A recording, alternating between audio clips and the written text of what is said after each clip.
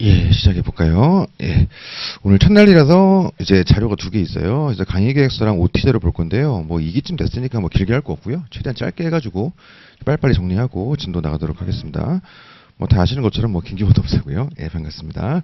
그 강의 계획서 보시면 이제 오늘부터 2기 시작인데요. 이제 공식적인 일정은 8주로 돼 있어요. 이제 학원마다 조금씩 다른데 이제 저희 학원 같은 경우에 8주로 돼 있고 그래서 오늘부터 해가지고 6월 4일 1호반 기준으로 월요반 기준으로는 이제 오늘부터 해가지고 6월 5일에 점검하는 그런 코스 되겠습니다. 그래서 옆에 보시면 이제 5월 28일, 29일 강의가 없지 않습니까? 이때 1차 시험이 있어요. 그래가지고 그때는 강의가 없고요. 그래서 1차 시험 보는 그 주 한 주만 딱 빼고 나머지 8주로 끝나는 코스 되겠습니다. 실제로는 9주를 해요. 이제 보강을 하는데 그게 뭐 진도가 밀려서 보강하는 게 아니고 이제 특강 형식의 보강을 좀 해요. 그래서 그 8주 이후에 9주 차에도 강의가 있습니다만은 필수로 들어야 되는 거냐 뭐 그런 건 아닌데 또 그냥 이제 뭐 보강하는 거니까 그러니까 원래 이제 따로 특강을 빼도 되는데 뭐 굳이 그런 생각이 있어가지고 그냥 이게 들으신 분들 편하게 들을 수 있도록 그냥 보강으로 하는 거니까 그 내용들은 뭘 할 거냐면은 이제 우리 시험 범위의 전반적인 내용들 특히 최신 판례 중심으로 해가지고 이제 학계의 평석들이 많이 나올 거지 않습니까? 그래가지고 판례 비판견의 중심으로 해가지고 판례를 한번 이래독한다 그런 느낌으로 좀 깊이 있게 한번 보자 이런 느낌으로 보는 거예요. 그래서 제가 생각할 때 보강으로 되긴 합니다만은 그냥 오세요. 오셔가지고 같이 한번 얘기 듣고 그럼 될 것 같습니다. 그래서 실제로는 이제 하루가 더 있다 그렇게 생각하시면 되겠습니다. 다만 이제 보강이다 보니까 요거를 1호반, 5호반을 따로따로 안 하고 하나로 통합해가지고 아마 1월 날 할 것 같아요. 이제 이런저런 좀 이유가 있어요. 자세한 얘기 나중에 말씀드리고 아무튼 그렇게 돼 있으니까 실제로는 9주다 이렇게 생각하시면 되겠어요. 시간은 이제 9시부터 1시, 2시부터 6시인데요. 오늘 같은 경우는 첫날이라 책도 받으셔야 되고 이제 뭐 등록증도 받으셔야 되고 해가지고 조금 늦게 시작했는데 다음 주부터 이제 모의 시험 들어가잖아요. 이제 9시에 땡 하면 시작하거든요. 그래서 좀 빨리 오셔가지고 문제지가 한 57분 정도에 배부되고 9시부터 이제 시험 시작하는 거니까 늦지 않게 오셔가지고 9시부터 시험 볼 수 있도록 하시면 좋을 것 같고 오후 강의 같은 경우에 뭐 6시로 잡아놓긴 했는데 이때를 넘기지는 않을 거고 최대한 5시 반 정도에 맞춰보려고 노력을 할 거예요.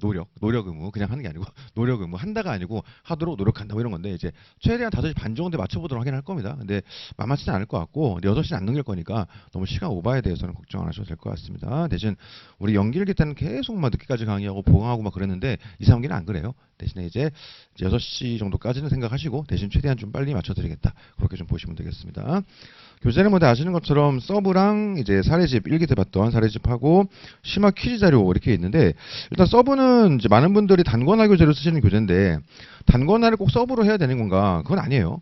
이제 기본적으로 우리가 연기 1기 때 봤던 기본서가 있고 2, 3기 때 보는 서브가 있는데 이거는 선택지를 넓혀드리는 거지 꼭 이걸로 하세요 뭐 그건 아닙니다. 근데 이제 한 8대 2 정도의 비율로 서브로 단권화들을 많이 하세요. 이제 그래도 편하니까. 그래서 그거는 선택을 하시면 되고 나는 이제 이렇게 요약되는 서브보다 줄거리 다 이제 풀 워딩이 들어가 있는 기본서가 편하다. 그럼 그걸로 하시면 되는 거겠지. 다만 이제 밑에서 좀 더 얘기하겠습니다만은 이제 기본서의 내용들은 일단 우리 시험 범위 내에서 나올 수 있는 것들은 다 담아놨잖아요. 근데 이제 서브 같은 경우는 힘조절을 좀 해놨단 말이에요. 그래서 어쨌든 간에 서브에 있는 내용들이 제일 중요해요. 그래서 기본서로 단권하시는 분들도 이 서브에 있는 내용들이 제일 중요하니까 그거 중심으로 좀 이렇게 공부를 앞으로는 좀 하시는 걸로 그렇게 보시면 되겠습니다.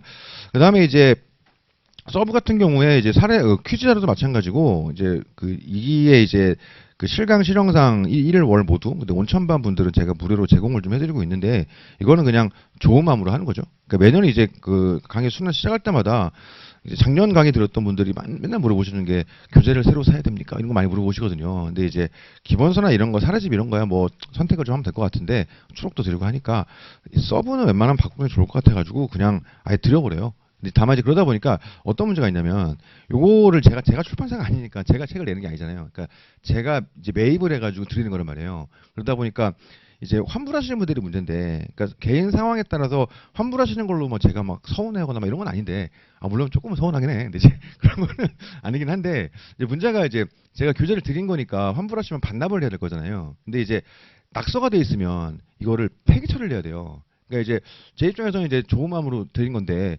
손실이 되니까 가능하면 이제 환불할 것 같은데는 느낌이 드시는 분들은 낙서를 좀 안 하시는 걸로 하고, 그러니까 지금 이게 1호 월요에서 실강 시정상 원첨까지 하면 한 900명쯤 되는데 저도 되게 부담되는 금액이에요. 이게 900권을 드리는 게. 근데 아무튼 이제 반납하실 때는 새 책 그대로 좀 반납해 주시는 걸로 하고 그럼 저도 이제 환불 처리하면 되니까. 근데 만약에 낙서가 돼 있다. 그럼 말씀해 주셔야 돼요. 이거를 숨기시면 나 모르고 새 책인 줄 알고 반납했다가 그게 판매가 되면 어떡해. 그건 더 문제가 된단 말이죠. 그래서 낙서가 되신 분들은 혹시 환불하실 때 낙서가 되신 분들은 괜찮으니까 낙서가 돼 있다고 말씀하고 이제 반납해 주시면 되고요. 그게 아니면 가능하면은 혹시 그런 분들은 새 책으로 해주시면 제가 좀 이제 손실이 좀 주니까 그런 것도 좀 말씀을 좀 드립니다. 그 다음에 이제 우리가 퀴즈 자료도 이때 나가는데 이거는 뭐 예를 들면 단권화 교재 이런 거 아니에요. 이거는 이기 때 보고 버리는 교재입니다. 이거는 부교재인데 그냥 버리는 거예요. 버리는 거 보고. 그래서 큰 의미를 두지 마시고 다만 이제 퀴즈를 왜 보는 거냐면 우리가 내용을 다 알고 있다고 생각했는데 좀 세세하게 들어가 보면은 제대로 이해하지 못하고 그런 부분이 있을 수 있어요. 그런 것들을 한번 잡아내는 과정으로 쓰는 거니까 우리 오늘은 첫날이라 미리 좀 보고 오실 수가 없었잖아요. 그래서 쉬는 시간 좀 여유 있게 드릴 거예요. 좀 풀어보시라고. 근데 다음 주부터는 진짜 말 그대로 그냥 퀴즈 푸는 것처럼 좀 미리 진도 범위 내서 풀어오시고 같이 점검하면서 내가 잘못 알았던 것들을 이제 좀 체크하는 과정. 그래가지고 그런 부분들은 기본서가 됐던 서버가 됐던 본인이 보시는 단권화 교재에다가 옮겨 적어야 되겠죠. 그래가지고 메모를 옮겨 적으시고 그 외에 그냥 버리는 거예요.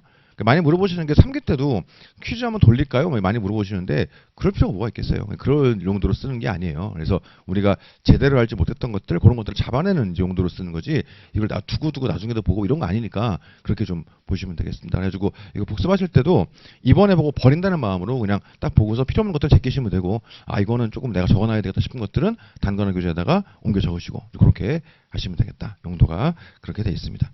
그럼 이게 강의 목표는 뭐냐? 이제 본격적으로 사례를 푸는 거죠. 그래서 1번은 돼 있습니다만은 뭐 노동부의 사례 문제 해결 능력을 좀 향상시킨다. 그래서 우리가 1기 때는 이제 모의시험 같은 경우도 1기 때는 우리 1기 과제에 있던 그 문제를 그대로 냈잖아요. 그래가지고 일단 이제 그 모의시험 답안 작성에 있어요. 입문 과정인 거고 이제 본격적으로 사례 풀이가 들어가는 거죠. 당연히 사례집에 있는 문제라든가 이런 것들 그대로 내는 건 하나도 없고 다 창작 문제로 들어가게 됩니다. 다만 이제 2번 보시면 예상쟁점 중심의 강력 조절인데 한 두 가지 얘기할 수 있을 것 같아요. 첫 번째는 일단 서브 자체가 조절이 돼 있는 거예요. 그러니까 강사별로 서브를 접근하는 방식이 두 가지가 있는데 아예 자기 기본 교재에 있는 모든 내용들을 다 압축해가지고 막 다 넣는 방식이 하나 있고 저처럼 뺄 거 빼버리고 그냥 과감하게 딱 쳐내는 방식이 있어요. 그러니까 예를 들어 저 같은 경우에 막 교재에 뭐 폭행 금지 이런 거 다 빠져 있지 않습니까? 예를 드는 건데요. 싹 다 빠져 있지 않습니까? 그러면 폭행 금지 이런 게 출제 가능성이 없냐? 그렇지 않지. 나올 수 있어요. 확률이 많이 떨어질 뿐.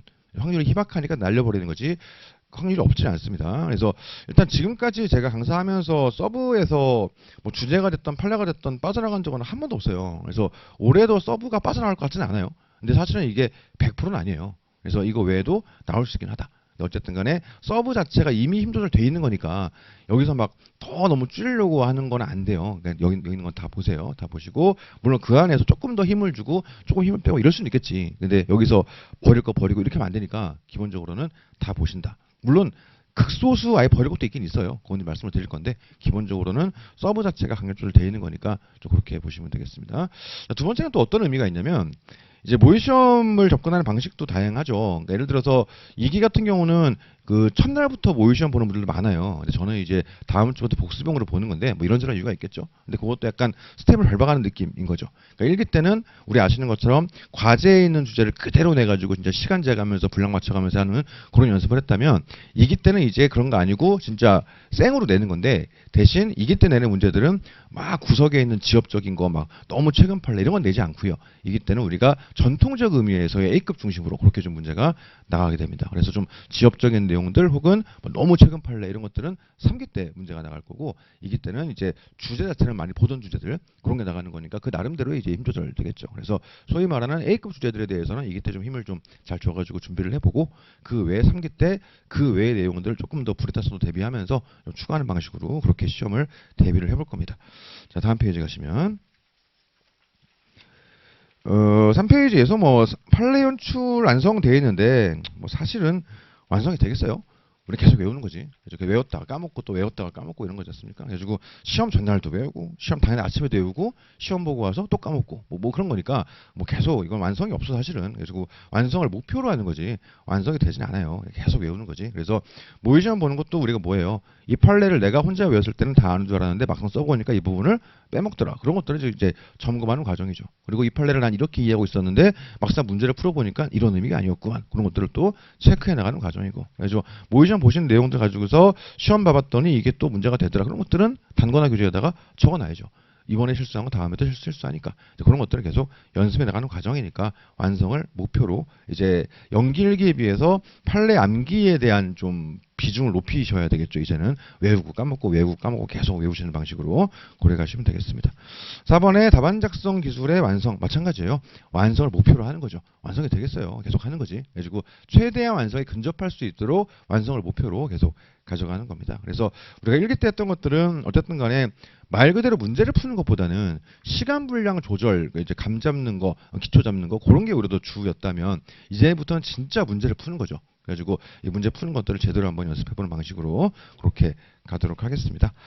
그래서 강의 진행은 뭐 1번은 보시면 될 것 같고 이제 한번 읽어보시고요. 퀴즈 미리 풀어오세요. 보시면 될 것 같고 2번 같은 경우에 75점 복습형 사례 모의 시험인데 우리가 진도가 이제 누적이 될 수가 있잖아요. 근데 그렇게는 하지 않고 예를 들어서 오늘 진도를 여기까지 나갔으면 다음 주에 시험 보는 건 여기서 보는 거예요. 그럼 다음 주에 시험 보고 또 진도를 나가겠지. 그 다음 주엔 여기서 보는 겁니다. 마찬가지로 그 다음 주엔 시험 본 다음에 진도를 나가겠지. 또 그 다음 주엔 또 여기 시험 보는 거예요. 그래서 기본적으로는 그 전주에 했던 내용들만 주제로 해서 시험을 보는데 저도 아직 주제를 확정시킨 게 아니라서 문제를 내다 보면 이게 좀 애매한 경우가 있을 수 있어요. 그런 경우는 불가피하게 예를 들어서 이걸로 문제를 내지만 그 전주 거에서 하나 정도 추가로 나갈 수는 있어요. 그러니까 미리 말씀을 드리는 거예요. 그러니까 기본 목표는 그렇게 안 할 생각인데 어쩌면 한 번 정도는 그렇게 될 수도 있다. 그 정도는 미리 좀 말씀을 드리겠습니다. 그래서 기본적으로는 그 전주에 공부했던 거 시험 보는 거니까 그렇게 좀 맞춰가시면 되겠습니다.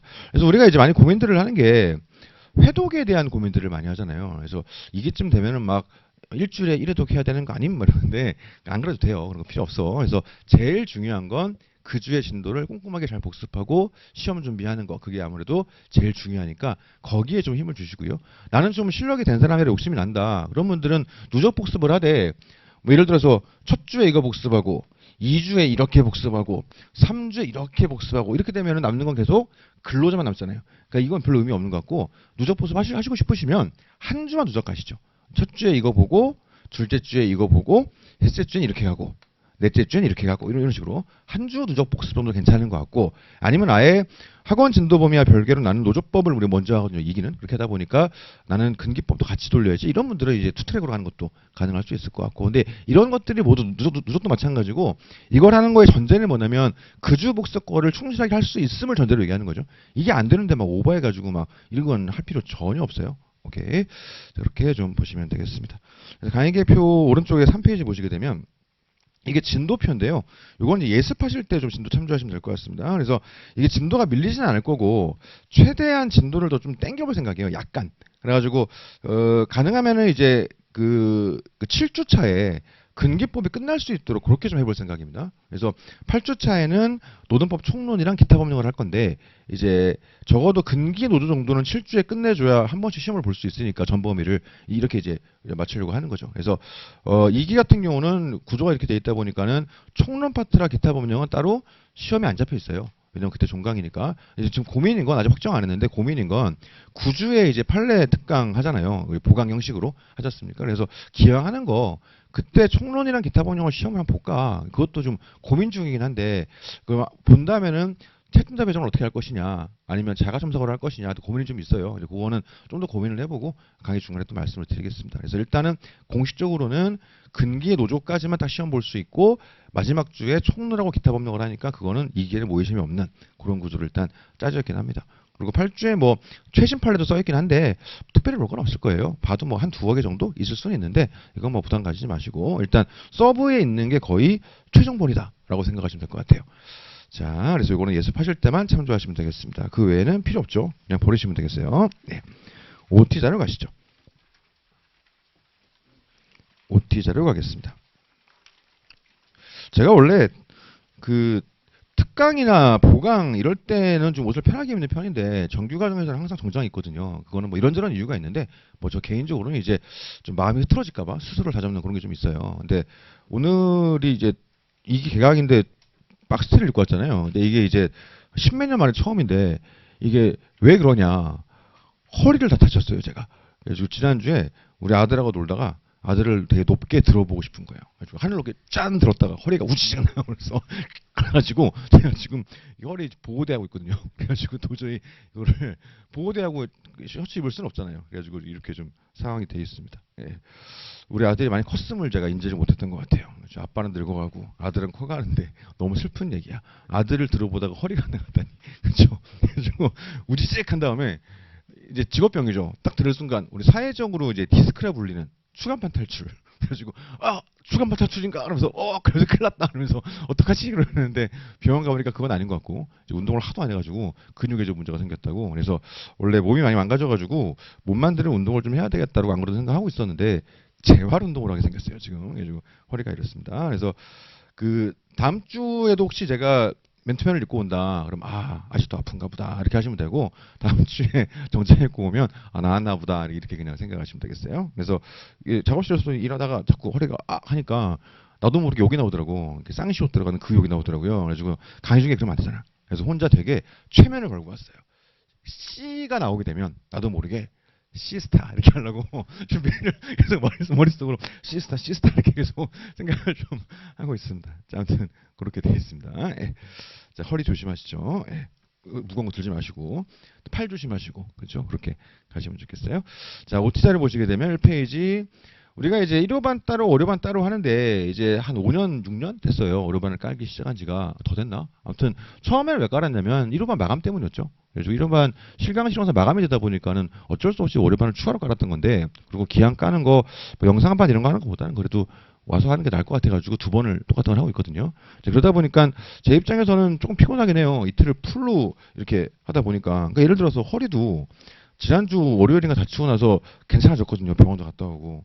어제 강의하고 또 나갔어. 그래서 지금 다시 더 심해졌는데 제 입장에서는 이틀 하는 게 조금 부담스럽긴 한데 그래도 오서 하는 게 나을 것 같아가지고 이렇게 좀 진행을 하고 있어요. 그래서 장단점이 있어요. 1호반 때는 아무래도 조금 더 컨디션이 좋아요. 제가 아무래도.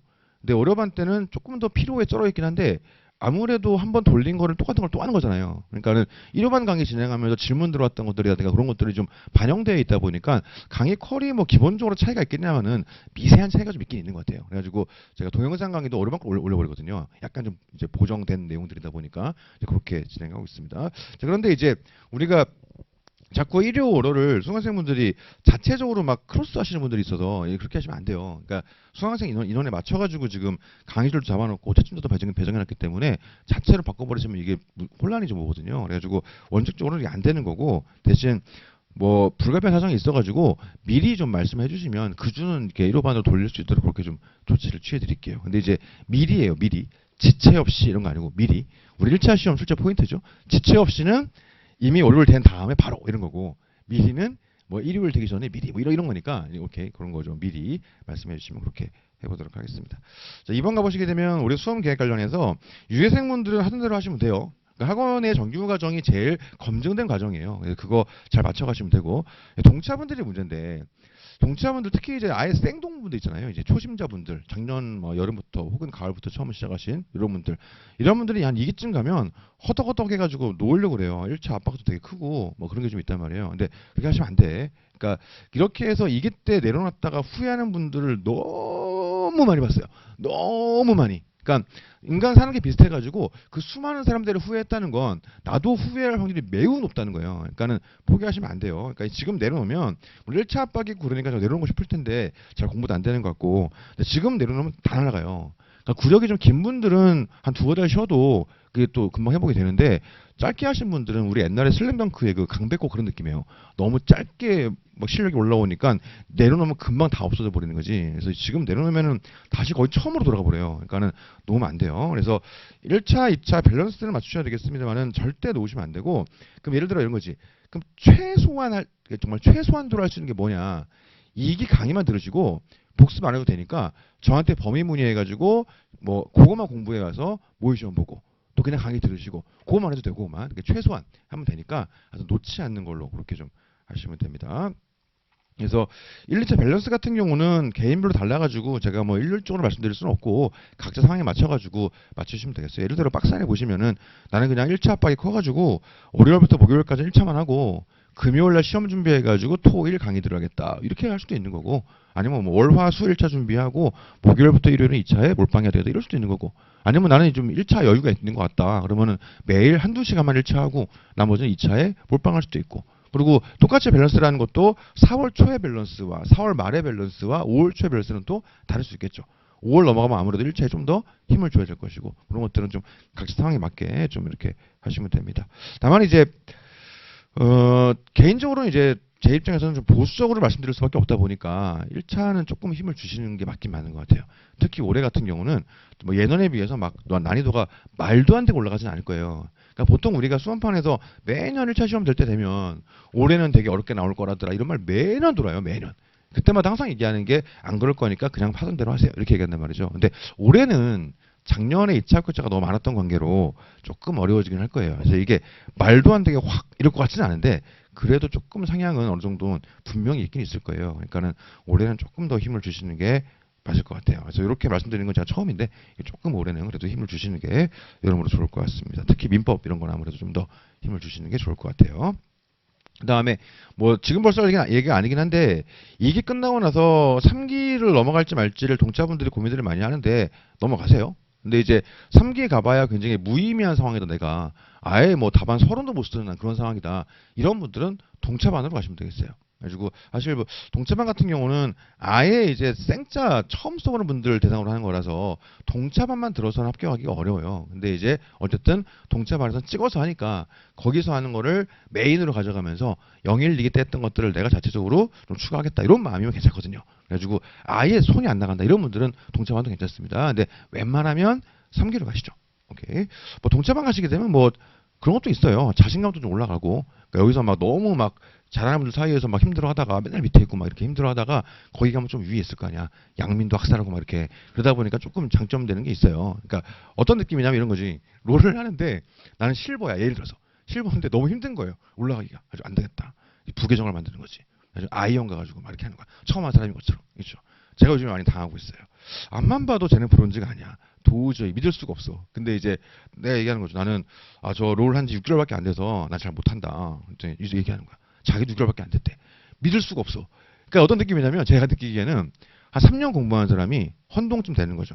근데 동차반 가가지고 생동인데요. 뭐 처음 해봤는데 이런 느낌. 죄송합니다. 아무튼 그렇게 양민도 학살하고 그렇게 하다 보면 자신감 생기고 그런 장점이 있긴 있어요. 근데 그럼에도 불구하고 3기로 가자. 그렇게 좀 말씀을 드립니다. 그래서 특히 1차 보시는 분들은 마음 되게 잘 다잡고 그렇게 좀 가시면 좋겠어요. 3번 가보시면 공부 일정은 연기일기 때는 평일로 들어가다 보니까는 그냥 그날 강의 듣고 공부하면 되고 짝이 좋았는데 2, 3기 때는 주말로 들어가니까 평일 일정을 짜는 게 되게 중요해요. 그래서 기본 포맷은 오전, 오후, 저녁을 세 타임 텀을 잡습니다. 저는 좀 달라요. 저는 일할 때 어떻게 잡냐면 오전을 안 잡고 오후, 저녁, 밤을 잡아요. 이렇게 저는 이렇게 야간형 인간이라 그렇게 하긴 하는데 보통 일반적으로는 오전, 오후, 저녁 해가지고 타임을 돌리고요. 한 타임당 3시간 잡아야 되겠죠. 그러면 하루에 9시간은 돌아가는 거잖아요. 그래서 권장은 이제 9시간 정도만 해도 개인적으로는 괜찮지 않나 싶고요. 좀 많이 하시는 분들은 한 텀에 4시간 잡기도 하는데 사실 우리가 오래 앉는 게 그렇게 중요한 것 같지는 않은 게 집중도가 중요하니까 제가 생각할 땐 그래도 3만 잡아도 좀 여유 있게 쉬시고 중간에 예를 들어 쉬는 시간 1시간 반, 2시간 가져가면서 여유 있게 쉬시면서 그 3시간을 좀 알차게 보내시면 되지 않나. 그래서 333 정도가 기본 포맷 될 것 같고요. 양가로 3번에 하루에 몇 과목 공부할 것이냐. 하루에 뭐 한 과목 할 수도 있고 두 과목 할 수도 있고 세 과목 할 수도 있고 네 과목 할 수도 있어요. 정답은 없습니다. 근데 보통 일반적으로는 두 과목 혹은 세 과목 많이 하고요. 그래서 한때 유행했던 것들은 하루는 법 과목, 노동행정 이런 식으로 또 하루는 경영학 과목 뭐 인사, 경조 이런 식으로 이렇게 분류하는 것도 많이 했었고 그래서 두 과목, 세 과목 정도를 하루에 보는 게 세 텀이니까 오전, 오후, 저녁 이렇게 하는 게 일반적이긴 한데 최근 한 2, 3년 사이에 하루에 네 과목씩을 돌리는 분들도 되게 많아졌어요. 근데 저는 하루에 네 과목이 되나 좀 이게 좀 이렇게 시동 걸고 좀 갈라 하면은 또 바꿔줘야 되고 이런 거라 저는 개인적으로는 그게 되나 싶긴 한데 되게 많이 하시더라고. 그래서 그 정답이 있지 않으니까 개인 공부 성향에 따라서 맞춰서 가시면 되겠습니다. 다음 페이지 넘어가시면 자 양가로 4번 대신에 이제 일정을 구성할 때 제가 생각할 땐 그래도 일주의 복습이 2회독 정도 가능하게 짜는 게 맞지 않나 이렇게 생각이 들어요. 그래서 1회독은 진짜 말 그대로 책 한번 보면서 내용 이해하고 뭐 판례 한번 슬쩍 읽어보고 이런 거고 두 번째 해독 할 때는 진짜 모의시험 준비, 암기 중심으로 이렇게 하고 이게 맞지 않나 이런 생각이 좀 듭니다. 그래서 이거는 밑에 박스는 뭐 1호반, 5호반 원천만 해놨는데 그냥 제가 임의로 만들어 본 거예요. 이렇게 하라는 게 아니고. 그래서 개인 성향에 맞게. 그리고 우리는 내 과목 밸런스를 맞출 때 가장 자신 없는 과목들에 제일 힘을 많이 줘야 돼요. 우리는 빵꾸가 안 나야 되는 거니까. 그래서 제일 자신 있는 과목들을 많이 하는 게 아니고 자신 없는 과목들에 힘을 더 줘야 되겠지.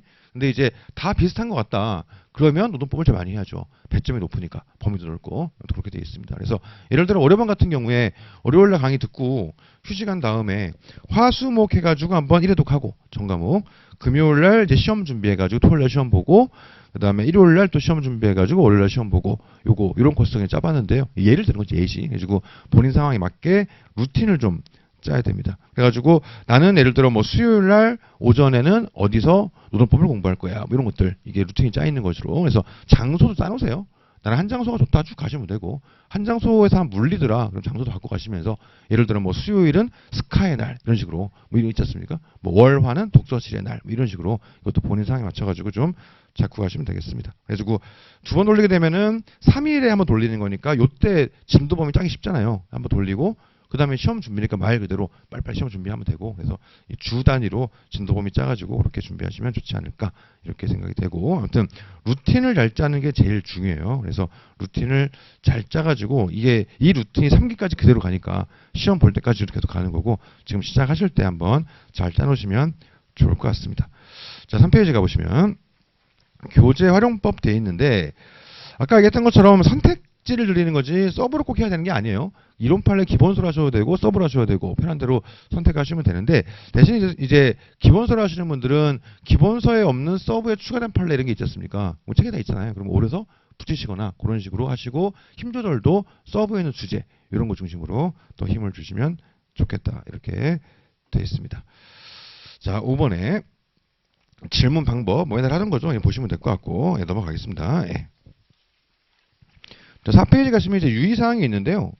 그 노동법의 내용적인 부분들은 카페로 좀 일원화를 하죠. 그래가지고 노동법의 내용적인 부분들은 카페로 통일을 하고 이제 프라이빗한 내용이라든가 일반 수험 상담이라든가 이제 혹은 이제 교재 뭐 정리하시다가 본인이 작성해본 뭐 논점의 정리라든가 문제 소재라든가 뭐 검토라든가 뭐 사안 적용이라든가 좀 애매한 부분이 있다. 포맷을 짜야 되는데 근데 그거를 카페에 올리기가 너무 창피하다. 이런 분들은 뭐 저한테 카톡이나 이런 거 주시면 될 것 같고 그래서 내용적인 부분들은 카페로 좀 통일을 하시죠.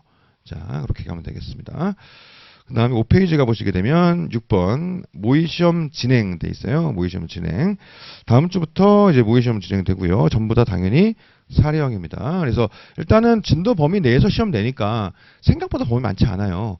한 주에 해봐야 한 10개 좀 전후일 텐데, 그러니까 안 많단 말이야. 이제 봐야 되는 범위가. 그 정도는 봐야지. 그죠? 그러니까는 공부해서 오시고, 근데 그것도 너무 힘들다. 그러면 안 그래도 4번 저한테 범위를 문의하시면 범위를 알려드려요. 그러니까는 저한테 범위를 문의하시면 되겠습니다.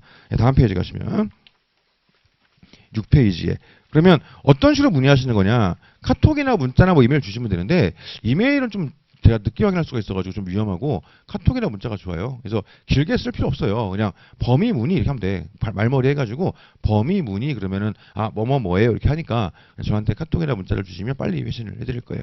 다만 이제 한 두 가지 말씀을 드리면 첫 번째로 오늘 강의 끝나고 바로 범위 문의 이러면 안 되고 이거는 그래도 한 수요일 이후에 하셔야지. 그러니까 오늘 하면은 그만 보겠다는 건데 그거 너무 심하잖아. 그러니까 한 수요일, 목요일 좀 됐을 때 이후에 좀 범위 문의를 하시면 되고 가능하면은 문의하지 않고 최대한 해보시다가 도저히 안 되겠으면 뭐 시험 전날이라든가 전날 밤 예를 들면 이럴 때 주시는 게 좋지 않을까 싶긴 한데 좀 나는 아예 그냥 버리겠다 이런 분들은 한 수목 정도 주시면 될 것 같고 그 다음에 두 번째로 밑에 하이픈 되어 있는데 유형 1, 유형 2가 있어요.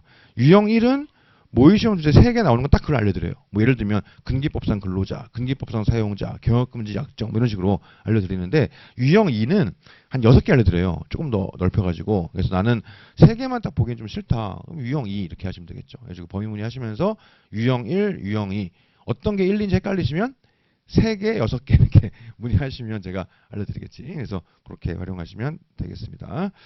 뭐 오픈북이라는 게 이제 범주가 범위 문의에도 오픈북이고, 그렇죠? 책을 보고 써도 오픈북이고, 중간에 책을 한번 펴봐도 오픈북이고, 다 오픈북인데 뭐 실제 시험에서 당연히 그런 부정행위지만 학원에서 오픈북 한다고 불이익이 있진 않아요. 그냥 점수표가 붙을 때 그냥 오픈북 표시가 돼 있거든요. 그러니까 너무 부담 가지지 마시고 아무튼 시험 안 보는 게 최악이고 시험 보세요. 특히 2기 때 자꾸 막 특히 시간이 갈수록 1차 다가오면서 막 시험 안 보려고 그러는데 그냥 보세요. 나중에 후에 보셔야 돼. 예를 들어 작년 같은 경우도 우리 작년에 이제 기출 문제로 삶의 터전 그 판에 나왔잖아요. 노조법에서. 근데 그게 우리 모의 시험 언제였냐면 2기 때 1차 시험 보기 그 전주 모의 시험 주제가 딱 그거 있단 말이에요.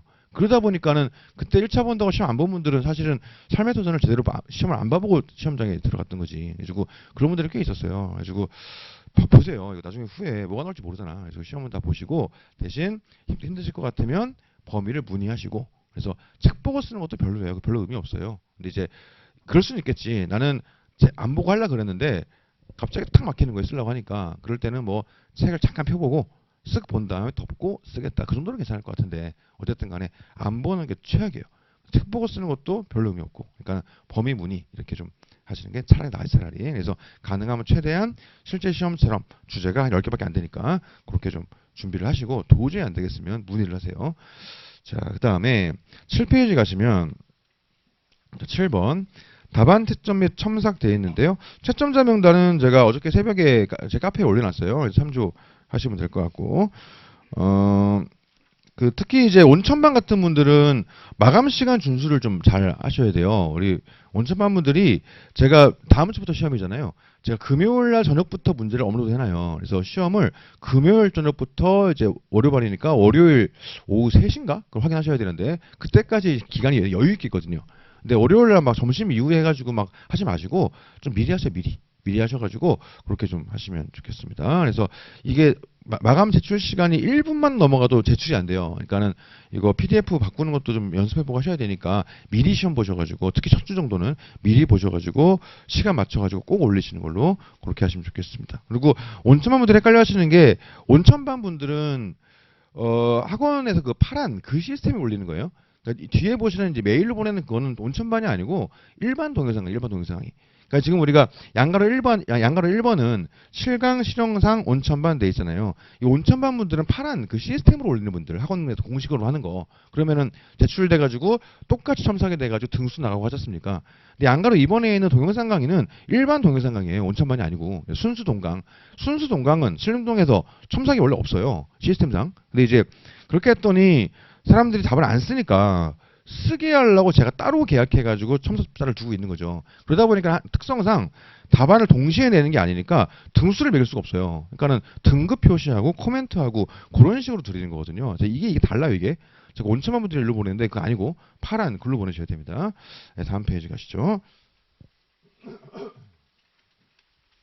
8페이지 가보시게 되면 맨 위에 오프라인 분들이 그러니까 실강 실험상 온천반 이분들이 자꾸 일반 동강으로 보내려고 하시는데 이러면 안 돼요. 이게 안 되고 대신에 뭐 사정이 있어가지고 미리 요청하시는 분들은 예를 들어 이번 주는 학원을 못 나간다 이런 분들은 미리 말씀 주시면 따로 처리를 좀 해드릴게요. 근데 이것도 단정할 수 없는 게 올해 1기 때 좀 그랬는데 생각보다 그 동영상 첨삭 메일이 너무 많이 몰려와가지고 첨삭하시는 분들이 막 허덕허덕 하더라고. 그런데 거기다가 막 이거 더 해라 이렇게 하기가 제가 좀 그렇단 말이에요. 그러다 보니까는 상황이 좀 달라요. 그래서 원래는 안 돼요. 그래서 실강 실용상 온천반 분들 이거는 원래 그대로 가는 거고 동강부들은 이제 별도로 동강으로 가는 거고 그래 가는 거니까 그렇게 좀 보시면 될 것 같습니다. 네.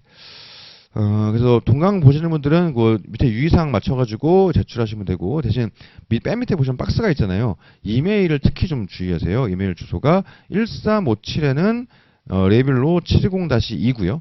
이거 29기 차윤수 노무사님이 하시고 246회는 -4예요.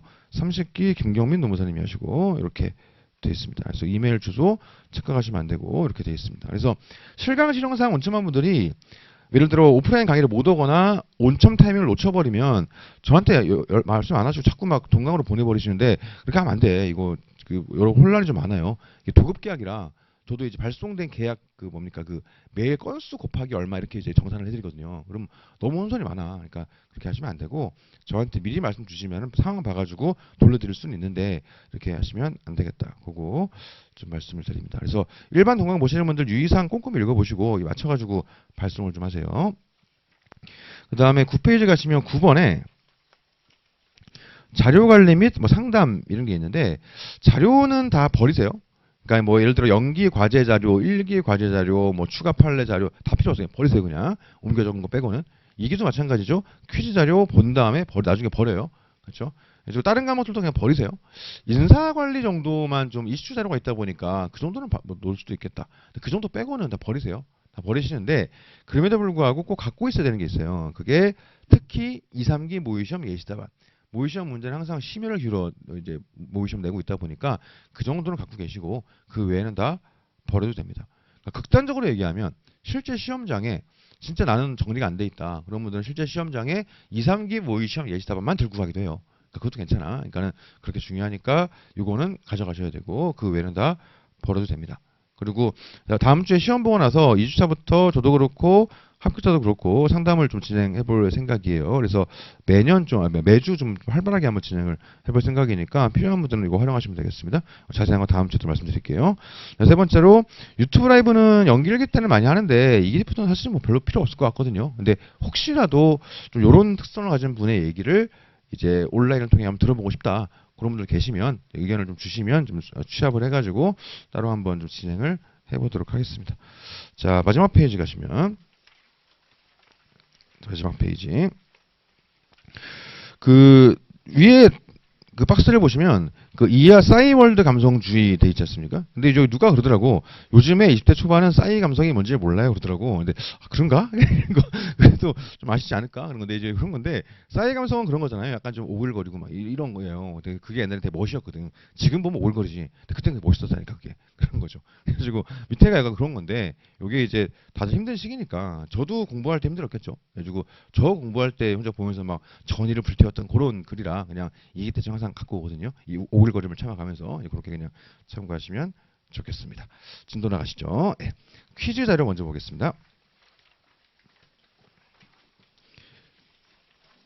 그 동강 보시는 분들은 제가 교재를 따로 못 드리잖아요. 근데 그거는 좀 양해를 부탁드려요. 그래서 그렇게까지 하게 되면 학원 직원분들도 일도 너무 많아지고 뭐 이런 거 복잡한 일이 생겨가지고 그렇게 하고 있는 거니까 그러니까 자꾸 이제 동강 보는 분들 중에서 좀 차별이라고 느끼는 분들이 계신데 이게 합리적 이유가 있는 그런 거니까 좀 그렇게 좀 양해를 좀 부탁을 드립니다. 예. 자, 11페이지 퀴즈 5문 노조법상 근로자 먼저 보시죠. 자, 1번 보시면 판례 법리에 의하면 노조법상 근로자로 인정되기 위한 두 가지 요건은 무엇인가 이렇게 돼 있어요. 그래가지고 우리가 일단 노조법상 근로자 보게 되면 우리가 맨날 보던 플로우 있잖아요. 그래가지고 일단 2조 1호에 노조법상 근로자에 대한 개념들이 나와 있고요. 그래가지고 우리가 2조 1호를 통해서 근로자 개념을 정의하는 이유는 3건 주체의 범위가 어디까지인가를 보려고 하는 거죠. 그래가지고 헌법에서는 32조와 33조에서 주어가 달라 주어가 헌법 32조에서 근로에 권리는 모든 국민은 근로의 권리의 주체야라고 돼 있고 33조에서는 그 중에서도 근로자가 3건 주체야 돼 있단 말이죠. 그러면은 33조 3건의 주체로서의 근로자는 도대체 누구냐 그거를 좀 구체적으로 정하고 있는 것들이 바로 노조법 2조 1호겠다 이렇게 돼 있습니다. 자, 그러면 우리가 여기에 대해서 우리가 신경 쓸 게 여러 가지가 있는데 분석을 할 수가 있지. 일단 사업의 종류를 불문한다. 그 다음에 임금, 급료, 기타 이에 준하는 수입에 의해서 생활하는 자 돼 있지 않습니까? 사실은 전통적으로는 요거를 정리할 때 크게 두 가지 논점이 있었어요. 근로자에서. 하나 논점은 우리가 흔히 얘기하는 특고고요. 하나 논점은 실업자 논점이 있었어요. 그러니까 왜 그러냐면 지금은 이제 법이 개정이 돼가지고 실업자는 노조법상 근로자인가 명확해졌어요. 사실은 기본적으로. 근데 몇 년 전만 하더라도 실업자가 노조법상 근로자인지 좀 애매했어요. 왜 애매했냐면 법률 충돌이 있었거든. 그러니까 2조 1호를 보게 되면은 생활하는 자를 봤을 때 생활하고 있는 자 플러스 생활하려고 하는 자라고 하니까 실업자나 구직 중인 자나 해고자도 노조법상 근로자지라는 느낌이 드는데 국법상 2조 4호 라목 단서를 보면 지금은 그 단서가 삭제가 됐거든요. 근데 국법상 2조 4호 라목 단서에서 보게 되면 마치 해고자는 근로자가 아닌 것처럼 그렇게 돼 있었어요. 그러니까 조문상으로 여기를 보면 실업자도 근로자인데 여기를 보면 저기를 보면 지금 지어진 2조 4호 라목 단서 거기를 보면 실업자는 근로자가 아닌 것 같은 거지. 그러니까 충돌되는 문제가 있었어요. 그러다 보니까 어떻게 볼 것이냐 판례가 있었거든요. 지금은 그 판례를 따로 보지 않죠. 왜냐 법이 개정되면서 논점이 사라져 버렸으니까. 그래서 전통적으로는 논점이 두 개였단 말이죠. 그래서 특고가 문제가 나오면 이쪽에 좀 힘을 주고, 그러니까 내가 받는 게 임금이 아니라 하더라도 이에 준한 수입이 들어가게 되면 근기법상 근로자가 아니라 하더라도 임금이어야 근기법상 근로자니까, 이게 아니라 하더라도 이걸 받게 되면은 노조법상 근로자니까 특고가 나오면 이쪽에 힘을 주시고 실업자가 나오면 이쪽에 힘을 주세요라고 했단 말이에요. 지금은 실업자가 안 나올 거란 말이죠. 그러니까는 설명을 하는데 분설을 할 수도 있지만 굳이 분설까지 할 필요는 없고 이쪽에 좀 더 힘을 주면 되겠다. 이렇게 우리가 좀 생각을 할 수 있습니다. 그리고 판례로 넘어가는 거죠. 자, 판례로 넘어가면 우리 판례는 다 아시는 것처럼 외우세요 그 판례잖아요. 3단 구조로 돼 있죠. 첫 번째 기본 원칙을 얘기해요. 뭐 다른 말로 얘기하면 노조법상 근로자란 무엇인가에 대한 기본 개념을 얘기하죠. 기본 원칙. 그래서 우리가 근기법상 근로자 얘기할 때 우리 판례가 법 규정이 없는 근기법 2조 1항 1호에 없는 종속성이라는 개념을 추가하는 것처럼 여기서도 우리는 법 규정이 없는 사용 종속 관계의 말을 추가하고 있지 않습니까? 그래서 기본 원칙 혹은 노조법상 근로자에 대한 기본적인 뭐 개념 그 말이지. 그러면 노조법상 근로자성을 도대체 어떻게 판단할 것이냐? 그게 나오는 게 구체적 판단 기준이죠. 그래서 우리 판례는 구체적으로 노조법상 근로자에 해당하는 지는 소주, 의존, 보약방, 필수사시 어쩌고저쩌고 이래 나가는 건데 이건 이해하시기로는 경제적, 조직적 종속성을 판단하는 것이다. 이렇게 이해하시면 되겠죠. 이걸 통해서 어느 정도의 종속, 그러니까 인적 종속까지는 아니라 하더라도 어느 정도의 종속 이거를 판단한다 보면 되고요. 나아가서 삼권 보장의 필요성을 얘기하죠. 그리고 삼권 보장의 필요성이 있으면 근기법상 근로자가 아니라고 하더라도 노조법상 근로자에 해당한다. 이렇게 들어가는 거지 않습니까? 자, 그러면 우리가 퀴즈 1번에서 판례법리에 의하면 노조법상 근로자로 인정되기 위한 두 가지 요건은 무엇인가 돼 있어요. 두 가지지. 하나는 경제적, 조직적 종속성을 의미하는 사용 종속 관계가 있어야 된다. 하나는 삼권 보장의 필요성이 있어야 된다. 이 두 가지를 얘기하는 거죠. 그래서 퀴즈 1번 판례법리상 요건 두 가지는 무엇인가? 사용 종속 관계. 그걸 판단하는 세부 기준, 세부 이제 요소라는 것들이 소주 의존 고판례가 되는 거고. 두 번째 삼권 보장의 필요성이 들어가는 겁니다. 자, 그러면 2번에서 위 두 가지 요건은 각각 어떤 기준에 의해서 판단하는가? 사용 종속 관계 즉 경제적 조직적 종속 이거는 소주 의존 이걸로 판단하는 거고 두 번째로 삼권 보장의 필요성 어떻게 판단하겠어요?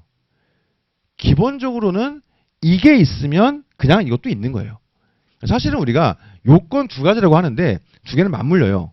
그러니까 O 아니면 XX예요. 이게 있으면 얘도 있고 이게 없으면 얘도 없는 거예요. 그러니까 사실은 두 개라고 보기가 좀 애매하긴 해.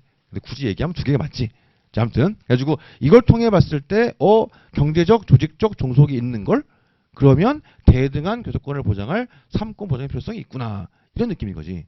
그렇죠? 그러다 보니까는 첫 번째 요건 경제적 조직적 종속 즉 사용 종속 관계는 어떻게 판단할 것이냐? 소주 의존 보약방 필수사시 법전지소 그걸로 보는 거고 두 번째 요건 삼권 보장 필요성 어떻게 판단할 것이냐?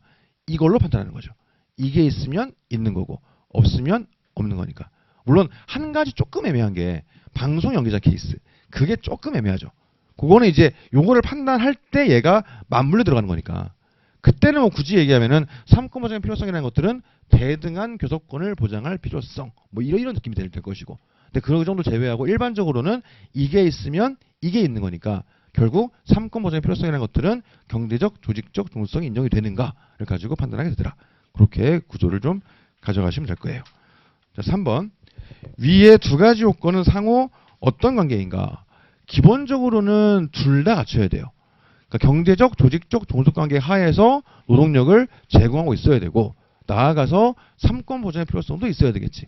엔드예요, 엔드. 그런데 실제로는 엔드인데 두 개는 떨어질 수가 없어요.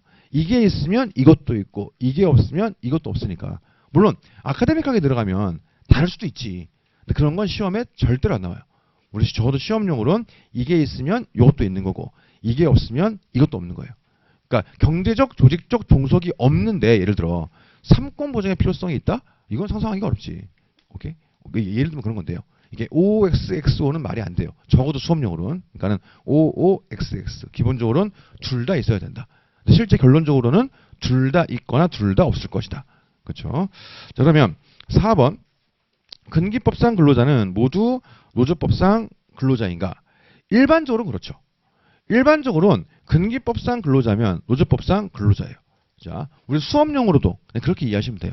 근데 실제로는 꼭 그렇지 않죠. 그러니까 무슨 말이냐면 우리가 근기법에서는 근로자 개념과 사용자 개념을 그림을 그려보면 이런 느낌이지. 근로자가 이렇게 있으면 사용자가 이렇게 있단 말이에요. 근기법에선. 그러니까 가운데 이중성, 중복성 이런 중복적 지위를 가지는 이런 분들이 계시죠. 근데 노조법에서는 그런 게 없어요. 너 근로자니 아니면 사용자니 이래 되는 거라고. 그러니까 무슨 말이냐면 가운데 껴있는 그러니까 근기법에서 얘기하는 행위하는 자. 그 사람들은 근로자임과 동시에 사용자예요. 근데 행위하는 자들이 노조법으로 오게 되면 그냥 행동하는 자로서 사용자가 돼버리는 거지. 이 사람들은 노조 가입이 안 되지 않습니까? 그러니까 여기는 애매한 부분이 있는 거예요.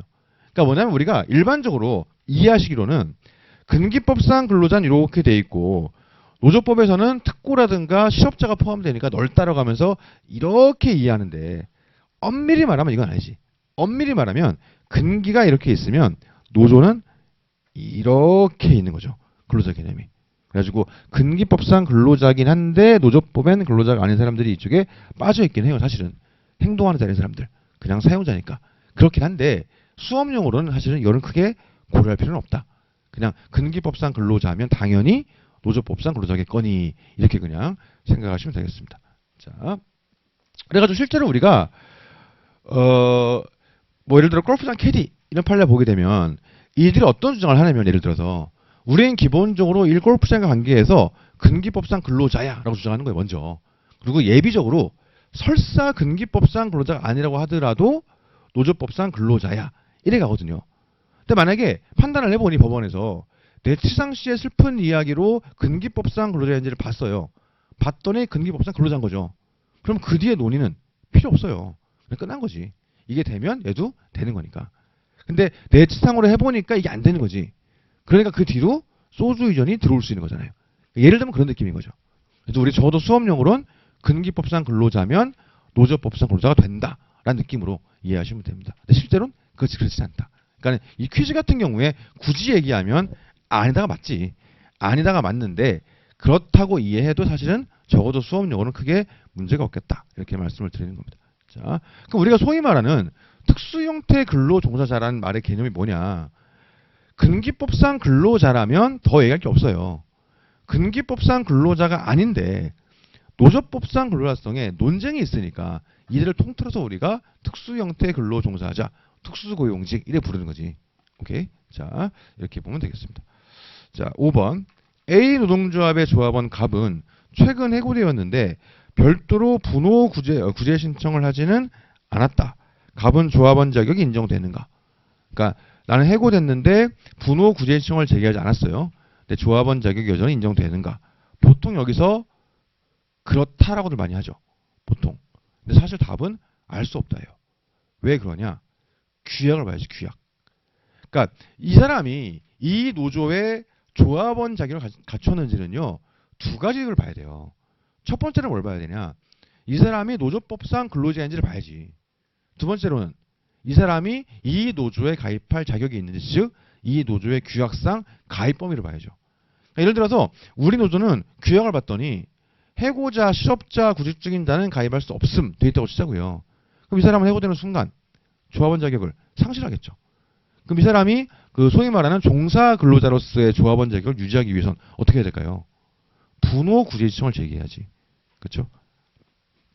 이렇게 되겠습니다. 근데 만약에 분호를 안 걸었는데 우리 노조는 규약상 해고자들도 조합원 자격을 가지는 거예요. 그러면 문제 없지. 그러니까 옛날에는 실업자나 구직 중인자나 해고자의 노조법상 근로자성 그 자체가 일단 문제였고 이게 인정되면 그 다음에 규약을 봤어야 되는데 지금은 이 사람들의 근로자성은 기본적으로 문제가 안 된단 말이에요. 맞지? 맞으니까 남아있는 건 규약이 남아있는 거지. 그러니까 이 노조가 해고자를 조합원으로 받을 수 있는가? 받을 수 있어요. 옛날에는 안 그랬거든. 옛날도 얼마 안 됐어. 몇 년. 옛날에는 노조가 해고자를 조합원으로 받기 위해선 이 노조가 초기업 노조였으면 됐어요. 기업별 노조에서는 조합원으로 못 받았거든. 근데 지금은 기업별 노조든 초기업 노조든 관계없이 해고자를 조합원으로 받을 수 있잖아요. 그러니까 그 논의는 끝나버린 거고 남아있는 건 우리 노조 규약에서 그들을 받고 있는가. 그러니까 예를 들어서 문제가 5번에서 해고됐는데 분호를 안 걸었어요. 나는 노조법상 근로자인가? 그거 맞지. 근데 물어보는 게 조합원 자격을 가지는가 하니까 답은 그 노조의 규약을 봐야 된다. 해고자도 가입범위에 들어와 있는지. 이게 답이 되는 거겠죠. 자, 그래서 특정 노조에 가입을 한다. 감각적으로 생각을 해보시죠. 특정 노조에 가입을 한다. 일단 이 사람이 근로자여야 돼요. 두 번째, 그 노조의 규약상 가입 범위 안에 내가 들어가 있어야 되는 거죠. 그래야 가입을 신청할 수 있는 거지. 자, 6번 가보시면 A 노동조합의 조합원 갑은 최근 해고되어 관할노동위원회에 부당해고 구제 신청을 제기하였다. 갑은 종사 근로자격이 인정이 되는가? 이건 사실 뭐 1차 시험 같은 트릭인데 안 되죠. 왜 안 되냐? 부당해고를 걸어서는 안 돼요. 부노를 걸어야지. 예를 들어 내가 노동조합 위원장을 하다가 이번에 사용자로부터 해고를 당했어요. 그럼 내가 이번에 해고되고 나서 선택할 수 있는 선택지가 세 가지가 있죠. 첫 번째, 나 해고된 거 억울해요. 회사의 해고에 정당한 이유가 없는 것 같아요. 하면서 부당해고 구제 신청만 제기하는 경우.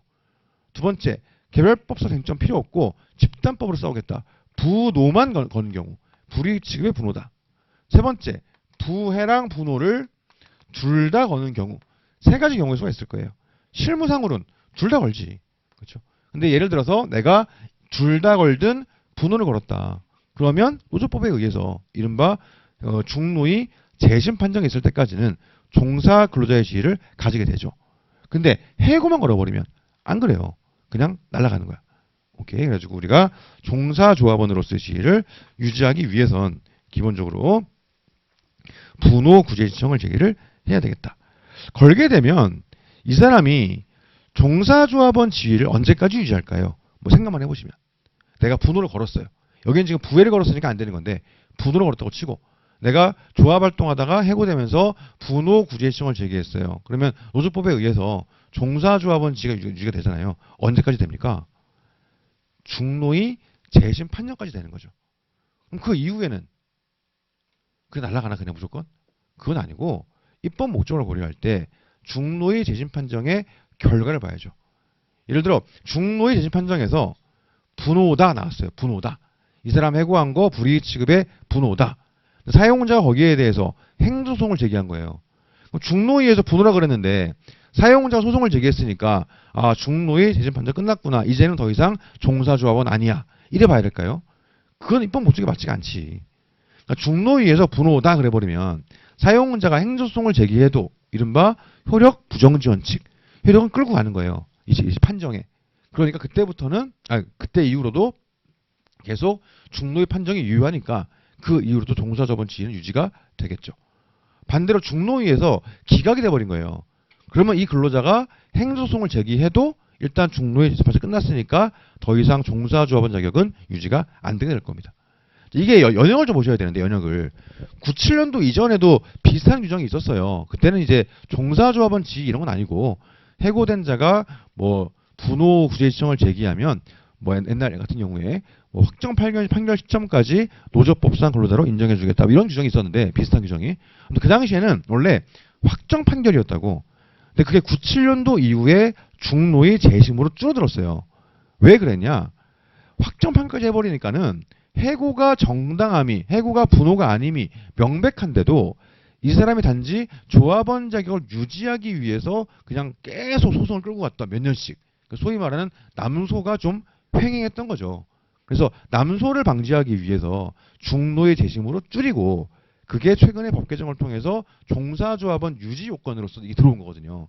그럼 입법 목적을 고려하면 연역도 고려하면 중노의 재심 판정에서 구제 명령이 나오면 그 경우라면 그 뒤에도 사용자의 소송 제기에도 불구하고 그 뒤에도 자격을 유지할 수 있겠다. 이렇게 해석이 될 겁니다.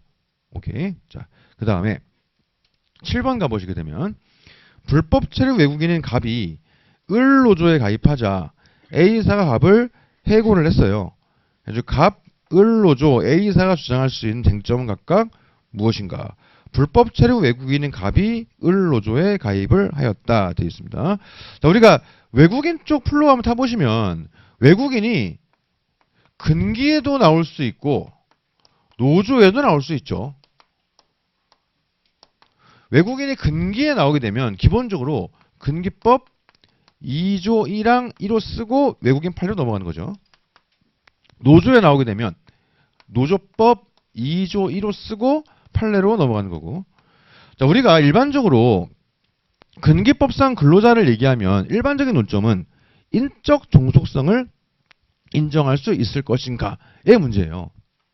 그 다음에 노조법상 근로자를 얘기하면 일반적으로 3단 구조를 보는 건 경제적, 조직적 종속성을 인정할 수 있을 것인가의 문제고, 일반적으로. 결국 일반적으로 근기든 노조든 근로자 논점이라는 건 결국 종속성을 판단하는 것, 그게 메인이죠. 근데 외국인은 종속적이에요. 그냥 대놓고. 고용돼 있잖아. 그게 논점이 아닌 거죠. 그러니까 외국인은 그냥 따질 필요도 없이 이 규정에 의했을 때 근기법상 근로자고 노조법상 근로자예요. 그리고 속지주의 원칙, 국내에서 일을 하면 국내 노동법의 적용을 받는 거잖아요. 당연하지. 그러니까 외국인도 근기법이든 노조법이든 종속관계 하에서 근로를 제공하고 있으니 근기법상 근로자인 동시에 노조법상 근로자예요. 당연히. 근데 문제는 뭐냐. 일반 외국인 외에 불법 체류 외국인이 문제인 거죠. 불체외국인. 그러니까 판례가 나오는 건 종속성 때문에 나오는 게 아니고 출입국 관리법과의 충돌 때문에 나오는 거죠.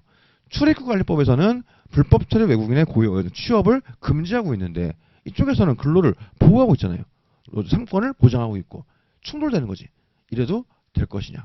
그러다 보니까 외국인 논점이라는 거는 출입국 관리법과의 충돌, 이쪽을 중심으로 우리가 좀 얘기가 되고 있는 겁니다. 자, 그럼 내용 다 아시지 않습니까? 뭐라 합니까? 출입국관리법의 입법 목적을 고려할 때, 그렇죠? 취업을 금지하지만 이미 제공된 근로에 대한, 이미 형성된 근로에 대한 보호까지 부인한 취지는 아니지 않느냐. 그러니까 이미 제공된 근로에 대해서는 노동법에 의한 보호를 받을 수 있고, 다만 사용자는 언제든지 취업 자격 없음을 이유로 계약을 해지할 수 있다. 여기서 그런 얘기를 하죠. 이 판례에서. 그리고 거의 비슷한 얘기를, 거의 똑같은 얘기를 여기서 똑같이 하잖아요. 자, 깔아놓고 이 문제에서 근로자가 얘기해요. 난 얘기하는 거지. 나는 외국인이지만 근기법에 의한 보호를 받는다. 불체자라 하더라도 보호해줘야 되는 거 아니냐. 그러니까 이거 정당한 이유 없이 나를 해고할 수 없어. 부당해고야. 이렇게 얘기할 거예요. 그 다음 집단법적으로는 내가 노조에 가입했으니까 해고한 거야. 이거 불이익 취급의 분호야. 이렇게 얘기하겠지. 회사는 뭐라 할까요? 노동조합은 뭐 개별적인 내용들은 얘기할 거 없고, 적어도 여기서는 집단적인 얘기하게 되면 노동자 입장에서는 우리 노조에 가입했다고 잘랐네? 이거 분호야 얘기하는 거죠. 차이점은 근로자가 얘기하는 건 불이익 취급의 분호야 이렇게 얘기하는 거고, 노조가 얘기하는 건 노동조합 조직 운영에 대한 지배개입의 분호야 이렇게 얘기할 거예요.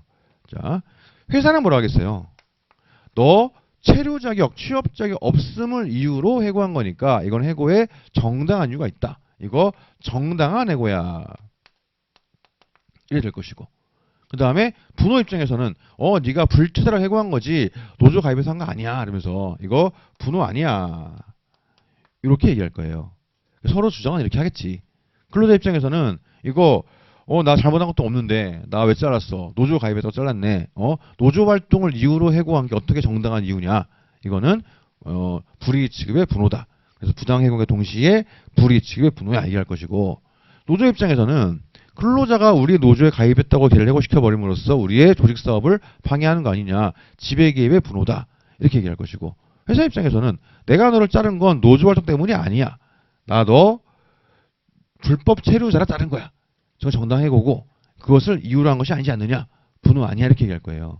자, 그러면 주장은 이렇게 하겠지만 판단을 한번 해보자고요. 판단을. 어쨌든 봤을 때 우리 판례는 취업 자격 없음을 이유로 언제든지 계약을 해지할 수 있다 그래요. 그게 해고의 정당한 이유다 이렇게 보는 거죠. 그럼 일단 기본적으로 회사 말이 맞아요. 그러면 노조 입장에선 어쨌든 이 불체 근로자가 노조에 가입함과 동시에 해고를 당했잖아요. 누가 보더라도 인과관계가 인정이 되는 거죠. 객관적으로 반조합 의사가 추정되는 거예요. 그러니까 떠오르는 게 있는 거죠. 경합이 떠오르는 거지. 그렇죠? 처분 사유 경합이. 그러니까 회사 입장에서는 해고에 정당한 이유가 있고, 노조 입장에서는 반조합 의사 추정됨을 입증이 가능해요. 근데 경합된 판례가 뭐라 합니까? 어쨌든 사용자가 내세운 해고 사유가 표면상 구실에 불과한 것은 아니지 않는가, 이런 얘기를 하죠. 결국 이게 딱히 판례가 있지는 않은데 우리가 그동안 공부했던 이론대로라면 회사의 말이 맞을 가능성이 사실은 매우 큰 거죠. 그래서 특히 이 분호 얘기할 때는 처분 사유의 경합 그 논점이 같이 들어갈 수 있는 거고. 그래서 이렇게 문제를 내지는 않겠지만 좀 이해를 도를 높여보기 위해서 한번 이렇게 한번 해보는 겁니다. 네. 그렇게 한번 생각할 수 있어요. 그러다 보니까 우리가 이 노조법상 근로자로서의 외국인, 특히 불체자, 요 판례가 대법원 전원합의체죠. 우리가 보통 다수 의견을만 보통 보는데 사실은 여기에 소수 의견도 있단 말이에요. 그 다음에 최근 나온 전합 판결들은 보통 다수 의견, 소수 의견 둘 다 쓰라고 하는데 여기는 뭐 그렇게까지 필요 없을 것 같아가지고 그냥 다수 의견만 쓰는데 사실 여기에 소수 의견 보게 되면 저런 얘기를 해요. 어차피 이들한테 노동조합 설립 가입할 수 권한을 부여해봤자 회사 입장에서는 불체자임을 이유로 언제든지 해고할 수 있는데 실질적으로 이들이 보호가 안 된다. 그럼 보장에 무슨 의미가 있냐? 이런 것도 얘기하거든요. 소수 의견이.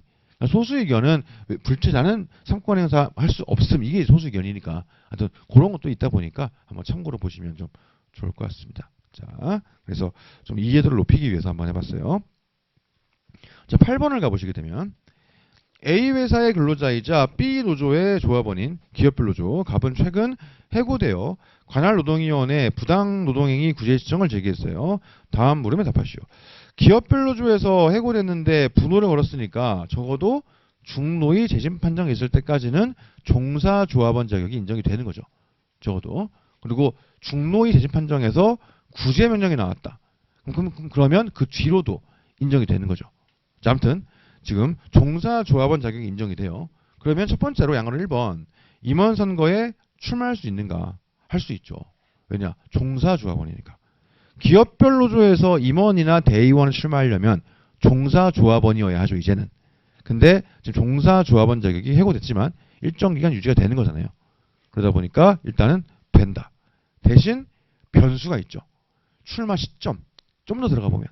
이 퀴즈상으로는 거의 그 직후로 보이니까 문제가 없는 건데 예를 들어 내가 노조 활동하다가 해고돼가지고 분호를 걸었어요. 근데 임원 선거 몇 달 뒤야. 근데 임원 선거 할 때 됐더니 이미 중노의 재심 판정이 끝나버렸고 그게 내 구제 신청이 기각이 되었다. 이런 경우라면은 종사조합원 지위가 상실될 테니 그때는 안 되겠죠. 그래서 일단 여기서는 굳이 OX를 얘기하면 임원 선거 출마할 수 있는가 할 수 있죠. 대신 변수는 시점이 중요하다. 중노의 재심 판정 이후, 특히 기각된 이후라면 그때는 불가능하다. 요 정도 한번 생각할 수 있습니다. 자, 양가로 2번. 사용자 측이 갑에게 기숙사에 퇴거할 것을 요구하면 갑은 응해야 되는가? 어떨까요? 응해야죠. 왜냐?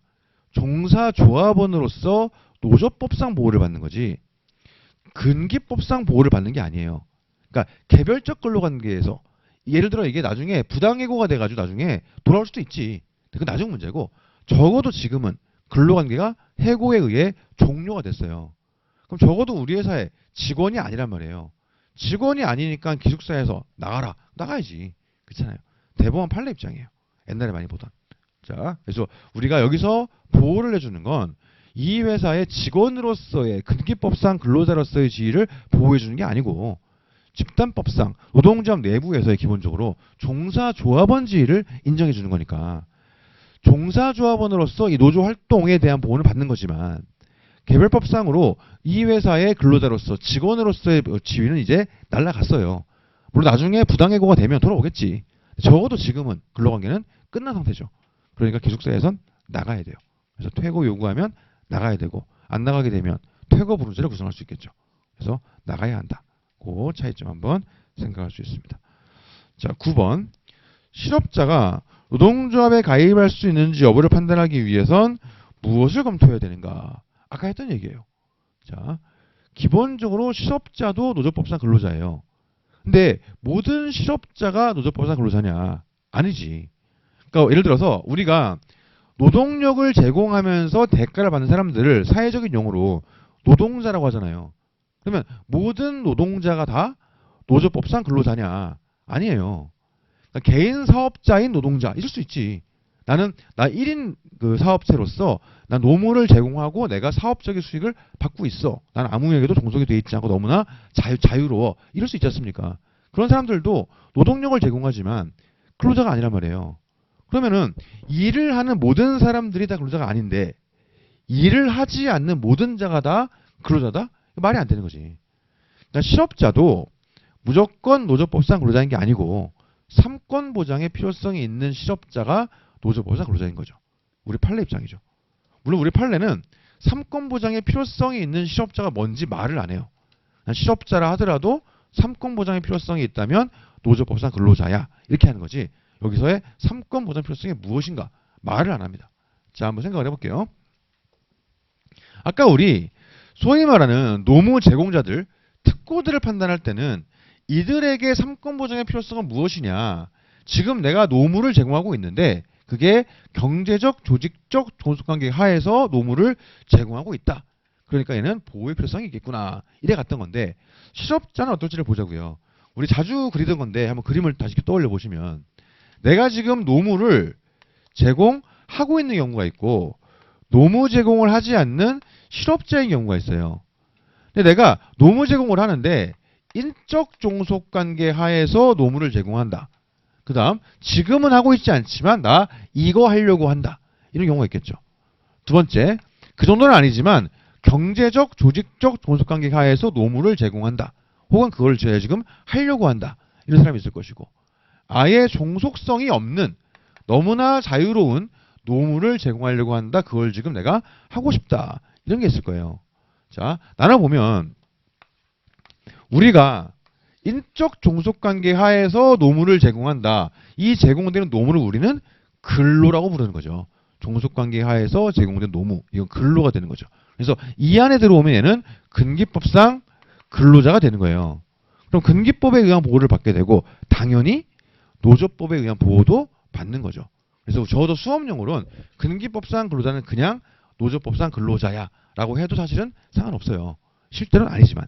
그렇죠? 그래서 얘는 인적 종속관계 하에서 근로를 제공하니 당연히 근기법상 근로자인과 동시에 노조법상 근로자예요. 그 다음에 경제적, 조직적 종속관계 하에서 노무를 제공하는데 그게 인적 종속까지는 가지 않더라. 이런 사람들 여기까지 안 갔으니까 근기법에 의한 보호를 못 받지만 나름대로 3권 보장의 필요성이 있지 않습니까? 그러다 보니까 이 사람들은 노조법상 근로자는 되는 거죠. 그 다음 세 번째, 내가 노무를 제공하고 있는데 진짜 말 그대로 개인 사업이에요. 이거는 진짜 말 그대로 거래 상대방, 갑을 관계가 아니야. 종속이 아예 없어요. 이런 경우라면 아예 애초에 판단할 필요가 없죠. 이거는 민사 영역이지 노동법의 영역이 아니에요. 이거는 애초부터. 자, 그 다음 내가 지금 일을 하지 않고 있는데 일을 하고 싶어요. 어떤 일을 하고 싶냐. 인적 종속관계 하에서 제공되는 근로를 하는 그 일을 하려고 그래요. 취준생 예를 들면 그렇죠. 잠시 해고돼 가지고 새로운 이직을 준비하고 있는 사람 그런 사람들 이런 사람들은 어떻게 되겠어요? 인적 종속관계 하에서 근로를 제공하면서 생활하려고 하니까 아 3권 보장의 필요성이 있겠다 생각이 드는 거지. 얘네들은 아 노조법상 근로자겠다 될 수 있는 거고 나는 지금 여기 있는데 뭘 하고 싶냐면 예를 들어 경제적 조직적 종속관계 하에서 노무를 제공하는 예를 들어 학습지 교사 이런 걸 하고 싶은 거예요. 지금 근로 이직을 준비하고 있어요. 이런 사람들도 경제적 조직적 종속관계 하에서 노무를 제공하면서 그에 대한 대가로서 생활을 하려고 하는 사람이잖아요. 그러니까 아 3권 보장 필요성이 있겠다. 근데 여기는 마찬가지로 아무것도 없는 거죠. 자 그러면 결론적으로 얘기하게 되면은 이런 사람들도 노조법상 근로자예요. 결론적으로. 그리고 우리 판례는 여기에 대해서 이들이 왜 노조법상 근로자냐. 3권 보장의 필요성이 있으니까. 이렇게 얘기해요. 그럼 여기서 얘기하는 3권 보장 필요성은 무엇이냐. 쉽게 얘기하면 어느 정도 이상의 종속관계 하에서 노무를 제공할 의사와 능력이 있는 사람. 그러니까 예를 들어서 취업이라든가 이해주자는 계약들. 근로계약 내지 이해주자는 계약에 의해서 노무를 제공하고 그의 대가를 받으면서 생활할 의사와 능력이 있는 사람. 그런 사람들은 3권 보장 필요성이 있겠지. 근데 애초에 나는 그렇게 살 의사가 없고 나는 내 개인 사업을 할 준비를 하고 있는 거예요. 이런 사람들은 3권 보장 필요성이 없겠지. 그래서 이 3권 보장 필요성이 뭔지에 대해서 판례가 말은 안 하는데 그냥 이해하기로 취업이라든가 근로계약 혹은 이해에 준하는 계약을 체결하고 그에 대해서 그에 따라서 노무를 제공하고 그에 따른 대가를 받으면서 생활할 의사와 능력이 있는 사람, 그런 사람들이 우리가 삼권 보장의 필요성이 있는 사람이겠다, 이렇게 이해할 수 있을 거예요. 그러다 보니까 예를 들어 내가 얼마 전까지는 자영업자였어요. 1인 사업자. 근데 이번에 폐업을 하고 취업을 준비해요. 그러면서 예를 들어 금속노조에 가입하는 거지. 가능하냐? 가능하죠. 난 여기 있다가 일로 왔으니까. 그 다음에 난 얼마 전까지는 특정 노조 조합원이었는데 나 이제 남 밑에 일하기 싫어요. 그래서 개인 사업 준비하고 있어요. 그때는 더 이상 삼권 보장 필요성이 없겠지. 여기는 인적 종속관계 하에서 노무를 제공하고 있으니 누가 보더라도 삼권 보장 필요성이 있는 거고, 여기는 그 정도는 아니지만 그래도 종속성이 인정이 되니까 삼권 보장 필요성이 있는 거고, 이 사람들은 그 종속성이 있는 노무를 하려고 하는 사람들이니까 삼권 보장 필요성이 있는 거고, 이들은 그게 없는 거고, 이런 거죠. 자, 그래서 정리해보면 퀴즈 9번, 실업자가 노조에 가입할 수 있는지를 보기 위해서 뭘 봐야 되냐. 첫 번째, 이 사람이 근로자인지를 봐야 되겠죠. 모든 실업자가 노조법상 근로자인가? 아니에요. 모든 노무제공자가 노조법상 근로자인가? 아닌 것처럼 모든 실업자가 노조법상 근로자인가? 아니에요. 삼권 보장의 필요성이 있는 실업자가 노조법상 근로자지. 그러다 보니까 첫 번째로 이 사람이 근로자인지를 봐야 된다. 보는 요건은 삼권 보장 필요성이 있는가? 그렇죠? 두 번째, 문제에서 물어보는 게 근로자인지를 물은 게 아니라 노조에 가입할 수 있는지를 물었으니까 전제로서 근로자인지를 보고 그 다음 봐야 되는 건 이 노조의 규약을 봐야지, 규약. 그렇죠? 그래서 우리가 시험과 조금 떨어졌긴 한데 항상 마음이 염두에 둬야 되는 게, 특정인이 이 노조에 가입하려면 근로자여야 되고, 나아가서 그 노조 규약에 내가 가입 범위에 들어와 있어야 되는구나. 내가 근로자여도 얘네 규약상 가입 범위 벗어나 있으면 나 못 들어가는 거예요. 우리 회사의 생산직 노조에 사무직인 근로자가 들어갈 수 있는가? 못 들어가지. 그런 것들 한번 생각할 수 있습니다. 자, 일단 이렇게 하시고요. 잠깐 쉬었다가 서브 볼 건데, 서브 잠깐 펴보시면, 잠깐만요. 쉬기 전에 펴보시면 서브에서 노조법상 근로자 파트 잠깐 보시면 52번인가 그럴 건데, 52번 보시게 되면 248페이지에 매점 운영자가 나오고 249페이지에 카마스터가 나오죠. 요 두 개를 보면은 사실관계가 동그라미 1, 2, 3, 4, 5, 6, 뭐 반가로 1, 2, 3, 4, 5, 6 있지 않습니까? 그걸 보면서 소위 말하는 소주 의존 그 요소들이 어떻게 매칭이 되는지를 쉬시면서 한번 체크를 해보시죠. 어떻게 매칭이 되는가, 그거 한번 체크를 해보시고, 그 다음에 시간 좀 드릴 테니까 퀴즈 계속 좀 풀면서 이렇게 좀 준비하시고 그렇게 하시면 좋겠습니다. 예, 잠깐 쉬었다가 한 47분 정도에 시작할게요. 48분 정도에. 그래서 그거 풀어보시고 퀴즈 좀 푸시고 그렇게 쉬시죠. 예.